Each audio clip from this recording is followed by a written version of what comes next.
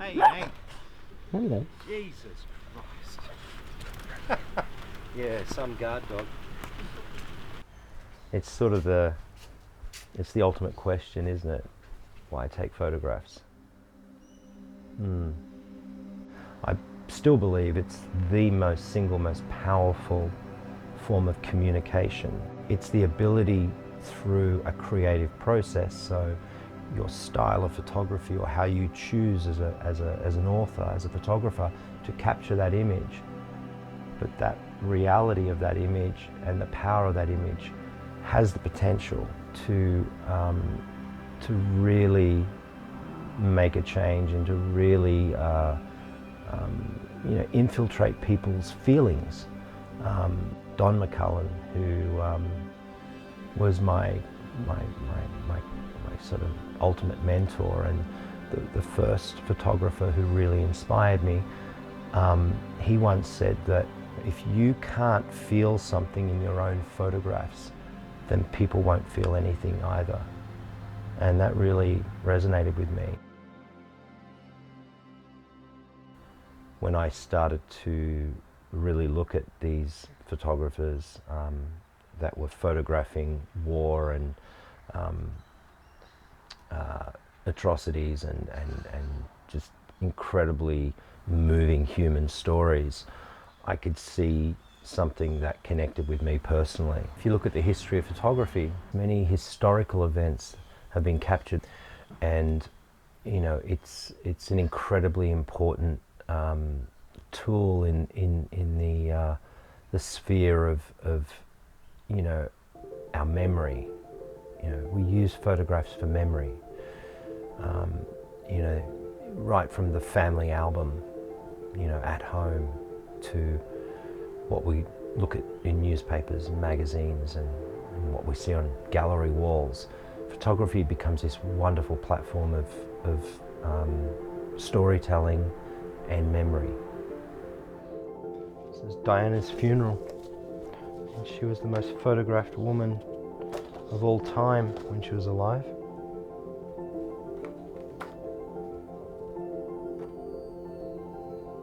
Books have always been my sort of linchpin. I love books. I love photo books. So I collect them myself, and I have always been around them, and then it's always been my personal focus. And I suppose that's what has sort of brought me to where I am today. And so, I've kind of come full circle. I sort of started out as a news photographer, but photographer that was interested in photography because of photo books that inspired me, because of people like McCullen. And then I've kind of gone through the whole cycle of photography, and I've come back to photo books. So I've kind of, I've come back to my love, just to make photo books. For me, they're long lasting. They're much more interesting than exhibitions who are up 1 minute and are down the next. At least a photo book is organic and tangible and lasts forever if you look after it, and you can look at it, and you've got the time to take it in a quiet space or around other people. It's an incredible platform for photography. And now I'm designing my own, which is great too. I'm pretty much holding all the creative control, which is a great thing. So you're not relying on someone else to design it for you or things like that. So it allows me to produce the final works that in the way that I want them seen, which is a great thing. Yeah, so this is Fucked Up Photos. This is the new book. So this is a little essay I did for Fucked Up Photos, which explains my philosophy of why I made this project. Now more than ever, the lines of photography become more and more blurred. With digital technology, the scope of photography is almost limitless. Even my own ideas of what makes a good photograph has changed and evolved. I've spent a lifetime editing my photographs, and I've held on to everything. Contact sheets and negatives kept in their original state, nothing thrown away. Chinograph marks scar multiple editing sessions over the years by myself and others, immortalizing the choices.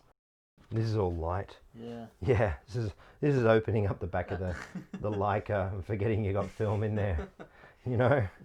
So there is a crack in everything. That's how the light gets in. Leonard Cohen. I mean, you know, it says it all, you know.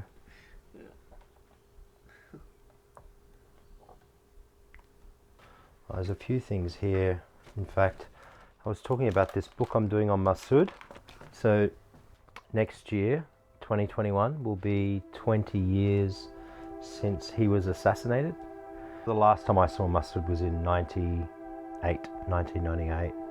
During a story I was doing on Masood, there was this one moment where just Masood kind of looked up toward the heavens, you know, it's like the heavens. And he just had this incredible kind of gaze, and it's very soft in the photograph, but you see him. So you got this wonderful feeling of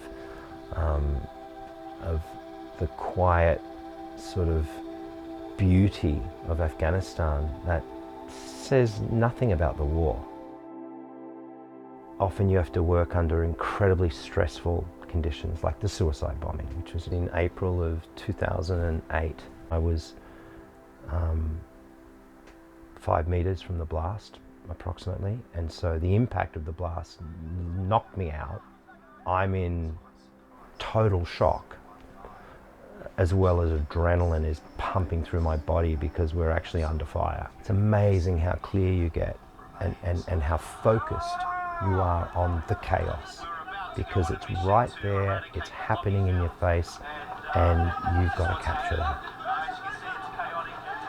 I'm not even sure how badly wounded I am, except I know I'm talking and I'm on camera, but I definitely need to get checked up as well. I'm not sure why I'm filming this. This is just the worst thing I've ever seen. I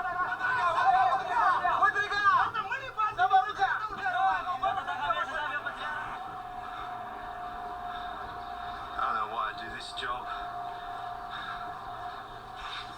Fucking suicide bombers. Jesus Christ, I'm so lucky. I feel really lucky. I just feel so lucky.